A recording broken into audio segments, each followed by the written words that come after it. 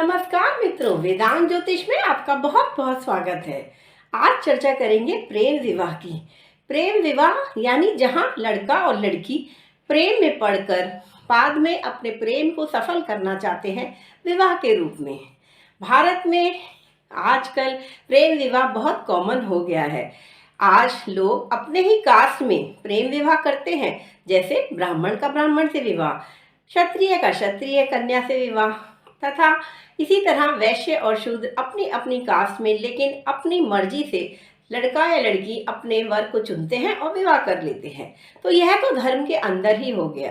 या जैसे एक मुस्लिम लड़का एक मुस्लिम लड़की से प्रेम विवाह करे। लेकिन अगर क्षत्रिय ब्राह्मण लड़की से विवाह करना चाहे और एक ब्राह्मण लड़का शूद्र लड़की से विवाह करना चाहे, तब यह हो जाता है एक वर्ण से दूसरे वर्ण में जाना और एक ही धर्म के अंदर लेकिन ऊपर या नीचे के वर्ण में जाने में प्रेम विवाह। लेकिन अगर यह वर्ण अलग होके अपने कास्ट में ना करके दूसरी कास्ट में शादी करते हैं तो यह इंटर कास्ट मैरिज कहलाती है। लेकिन अगर लड़का हो धर्म एक का और दूसरे धर्म की लड़की हो, यानी लड़का मुस्लिम हो और लड़की हिंदू, या हिंदू शादी कर रहा हो किसी क्रिश्चियन लड़की से, तो यह कहलाएगा इंटर रिलीजन मैरिज। और इसके साथ ही intercontinental marriage love marriage कहलाएगी, जहां लड़का किसी विदेशी से शादी कर ले या कोई भारतीय लड़की किसी विदेशी पुरुष से शादी कर ले, जैसे किसी ब्रिटिश लड़की से शादी कर ले कोई हिंदू लड़का या कोई मुस्लिम लड़का जो भारत में रहता है, तो यह कहलाएगी इंटर कॉन्टिनेंटल मैरिज। इसी तरह अगर कोई बहुत एबनॉर्मल गैप है लड़का और लड़की की उम्र में, अर्थात जैसे लड़का या लड़की की उम्र में 14 साल का गैप है, जैसे सचिन तेंदुलकर जी ने शादी करी अपने से बड़ी महिला से और सैफ अली खान ने भी शादी करी मुसलमान होकर एक हिंदू एक सिख कन्या अमृता सिंह से जो उनसे उम्र में बड़ी थी, तो यह कहलाएगा एबनॉर्मल एज गैप। और यह लव मैरिज भी कहीं कहीं देखने को मिलती है। इसके साथ ही कई बार कोई टीचर और स्टूडेंट की भी विवाह शादी होती है और जहां 20 से 25 साल का भी एज गैप देखा गया है। इसके बाद प्रेम विवाह ऐसे भी होते हैं जहां लड़की भाग जाती है बिना अपने माता पिता को बताए, और ऐसे में खाप पंचायत ऐसे लड़का लड़की को पकड़कर इवन मृत्युदंड भी दे देते हैं, अपने ही बेटा या बेटी को मार देते हैं, जो कि बहुत ही गलत बात है, गलत प्रथा है और ये एक क्राइम है। साथ ही अगर हम देखें कि कई विवाह ऐसे भी होते हैं जहां लड़की का रेप किया जाता है और बाद में लड़की वाले कोशिश करते हैं कि रेप करने वाले लड़के से ही उसका विवाह करा दिया जाए, तो ऐसा विवाह भी कुछ लोग कहते हैं ये अनकन्वेंशनल मैरिज है, अनकन्वेंशनल मैरिज। इसके साथ ही कई बार गे मैरिजेज और लेस्बियन मैरिजेज भी हम देखने को दिखते हैं समाज में, जहां एक ही सेक्स के एक ही जेंडर के दो व्यक्ति विवाह कर कर एक साथ रहना चाहते हैं क्योंकि वह प्रेम में है। पहले तो इस पे मान्यता नहीं प्राप्त थी, लेकिन अब कई देशों में गे मैरिजेज और लेस्बियन मैरिजेज को मान्यता प्राप्त है, लीगल मान्यता प्राप्त है, जैसे अमेरिका। और आज भारत में भी कई जगह से यह आवाज़ उठ रही है कि गे मैरिजेज या लेस्बियन मैरिजेज को मान्यता दी जाए। तो ऐसे प्रेम विवाह क्या कुंडली में देखना संभव है कि ऐसा व्यक्ति क्या वह इंटर कास्ट मैरिज करेगा, इंटर रिलीजन मैरिज करेगा, इंटर कॉन्टिनेंटल मैरिज करेगा या गे या लेस्बियन मैरिज करेगा? हमारे हिंदू शास्त्र में बहुत से ऐसे योग हैं जो यह बताते हैं कि व्यक्ति किस तरह का प्रेम करेगा और कैसा उसका प्रेम फलित होगा विवाह में। और अब तो लिव इन मैरिज को भारत में भी मान्यता दे दी गई है, जहां बिना लीगल मैरिज करे पुरुष स्त्री साथ साथ रहने लग जाते हैं। तो क्या ऐसा कॉम्बिनेशन है कुंडली में जो बताता है कि ऐसा व्यक्ति लिव इन रिलेशनशिप करेगा? और लिव इन रिलेशनशिप के अतिरिक्त कई तरह के और भी मैरिजेस लव मैरिज में आते हैं, जैसे जहां लड़की भाग जाती है और भागने के बाद अपने प्रेमी के साथ विवाह कर कर चली जाती है किसी और देश। तो विवाह के बाद क्या स्थान और अब क्या देश भी बदल रहा है, यह भी देखना पड़ेगा। कुंडली में कई बार भाग जाने के भी योग होते हैं, तो ऐसे रिलेशनशिप के योग भी हम कुंडली में देखकर बता सकते हैं। और फिर बात आती है चाइल्ड मैरिजेस की। राजस्थान में और कई अन्य राज्यों में भारत के पहले चाइल्ड मैरिजेस बाल विवाह बहुत ही प्रचलित था। यह भी एक अनकन्वेंशनल मैरिज है।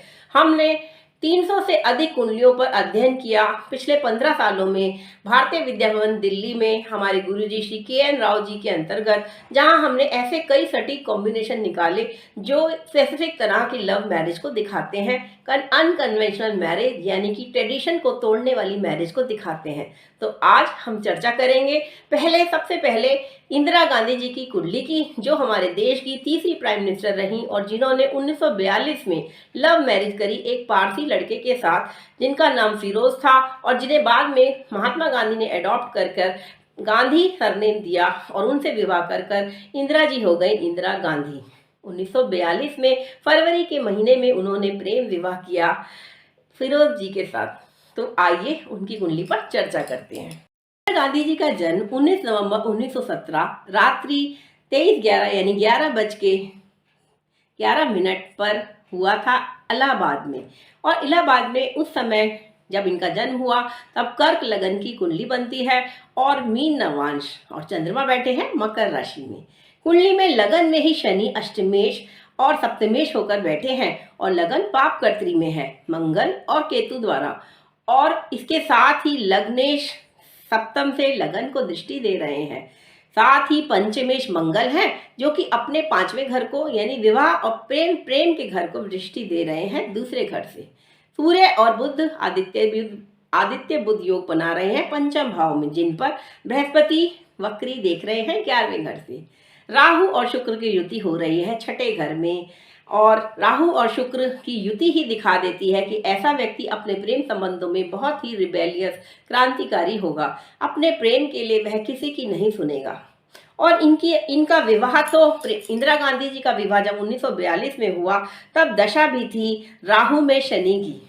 राहु 6ठे घर का राहु इंसान को रिबेलियस बनाता है, बहुत उग्र बनाता है, और शनि तो सप्तमेश है, तो राहु में शनि में लव मैरिज तो होना निश्चित ही था। जब भी 5वें घर को 5वें घर का स्वामी देखता है तो वह प्रेम का सफल होना विवाह के रूप में होना कंफर्म करता है। और यहाँ 5th लॉर्ड मंगल 5th हाउस को देख ही रहा है। इसके साथ ही बृहस्पति की दृष्टि भी पंचम भाव पर और सप्तम भाव पे है, जो कि दिखाती है कि प्रेम भी सफल होगा और मैरिज भी चलेगी। और इनका विवाह उस समय हुआ। इंदिरा गांधी जी ने अपने पिता नेहरू जी के सामने यह कह दिया था कि अगर वह उनका विवाह के लिए सहमति नहीं देंगे तो वह भाग कर भी शादी कर लेंगी, और फिर नेहरू जी को उनकी बेटी की इच्छा के आगे झुकना पड़ा और उनकी सम्मति से फिर यह प्रेम विवाह सफल हुआ। महात्मा गांधी जी ने भी इसमें एक बड़ी भूमिका निभाई। इंदिरा गांधी जी का विवाह फिरोज गांधी जी से 1942 में यानी आज़ादी से पहले के समय में कराने में, जब प्रेम विवाह को बहुत ही समाज में बुरा माना जाता था, वर्जित माना जाता था।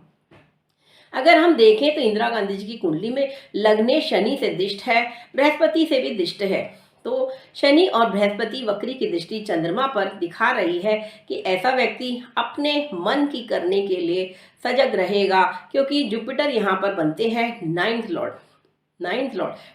इंदिरा गांधी जी की कुंडली में 3 बड़े महाराजयोग भी हैं। इनकी कुंडली में अगर हम देखें तो सबसे पहले तो ये महायोग बनता है जब चंद्रमा लग्नेश और सूर्य तीनों ही इवन साइन में होते हैं, और अगर स्त्री जातक का जन्म है रात्रि में तो ये एक महायोग, महापुरुष योग, महास्त्री योग बनता है। और साथ ही इनकी कुंडली में 3 परिवर्तन योग भी हैं, एक्सचेंज योग भी हैं। यहाँ हम देखते हैं कि शुक्र और बृहस्पति एक दूसरे की राशियों में बैठे हैं, 6ठे और 11वें में एक्सचेंज है। इसके साथ ही सूर्य और मंगल भी एक दूसरे की राशियों में बैठे हैं, मंगल सूर्य के घर में और सूर्य मंगल के घर में। साथ ही शनि और चंद्रमा भी परिवर्तन योग में है, शनि चंद्रमा की राशि में और चंद्रमा शनि की राशि। नवांश में भी अगर हम देखें तो बृहस्पति तीसरे घर में गए हैं और सप्तम भाव को दृष्टि दे रहे हैं। इसका मतलब यह विवाह चलेगा, डाइवोर्स नहीं होगा, चाहे कितने भी झगड़े हो पति पत्नी में। सूर्य षष्ठेश है और शुक्र यहाँ बैठे हैं अष्टमेश होके अष्टम भाव में। तो यह सब दिखाता है, इनकी कुंडली साफ दिखाती है कि ऐसा व्यक्ति इंटरकास्ट मैरिज करेगा। इनकी कुंडली में शुक्र तो राहु केतु एक्सिस से पीड़ित ही है, साथ ही शुक्र से अगर हम देखें कि दारा कारक यानी कि ऐसा ग्रह जो सबसे कम डिग्री का है, तो यह बनता है सूर्य। सूर्य दारा कारक है और सूर्य से सप्तम भाव में हम देखें तो वहां वक्री बृहस्पति बैठे हैं और दारा कारक से सप्तमेश शुक्र बनते हैं जो राहु केतु एक्सिस पे है। तो यह भी एक प्रिंसिपल है जो हमारे रिसर्च में सामने आया कि जब दारा कारक से सप्तमेश पीड़ित होगा तब वह व्यक्ति अपने धर्म से बाहर विवाह करेगा। साथ ही उपपद अगर हम निकालें तो उपपद 10th हाउस में पड़ता है, क्योंकि उपपद वह स्थान है, वह घर है जितने घर 12th लॉर्ड 12th हाउस से जाता है। 12th लॉर्ड यहाँ मरकरी है जो 12th हाउस से छठे भाव यानी कि लगन से पंचम में गया है। तो यहाँ से हम 6 घर गिनेंगे तो 10वें घर में यानी लगन से 10वें घर में उपपद आएगा। और उपपद से अगर हम सप्तम देखें तो वह भी शुक्र बनता है। सप्तमेश यानी उपपद से 7th लॉर्ड भी पीड़ित है। तो यह कॉम्बिनेशन सब दिखाते हैं कि ऐसा व्यक्ति प्रेम विवाह करेगा और वह भी अपने धर्म से बाहर। इसी तरह नवांश में हम देखें तो दारा कारक जो कि सूर्य है वह छठे घर में फिर से गए हैं जो लड़ाई झगड़े का घर है, यानी कि विवाह के समय काफी उथल पुथल होगी, लड़ाई झगड़ा या विरोध होगा। साथ ही 7th लॉर्ड जो नवांश में है वह गए हैं अष्टम में शुक्र के साथ, अष्टमेश के साथ ही बैठे हैं। तथा 5th लॉर्ड जो कि चंद्रमा है नवांश में वह 12th हाउस में गए हैं एक्वेरियस साइन में। तो यह सारे कॉम्बिनेशन दिखाते हैं कि इंदिरा गांधी जी की कुंडली में तो यह योग ही था कि वह प्रेम विवाह करेंगी अपने धर्म से बाहर। अगले एपिसोड में हम एक और विशेष कुंडली लेकर आएंगे जिसमें प्रेम विवाह होगा और दिखाएंगे कि कौन से ऐसे योग हैं जो प्रेम विवाह कराते हैं। आज के लिए इतना ही, धन्यवाद।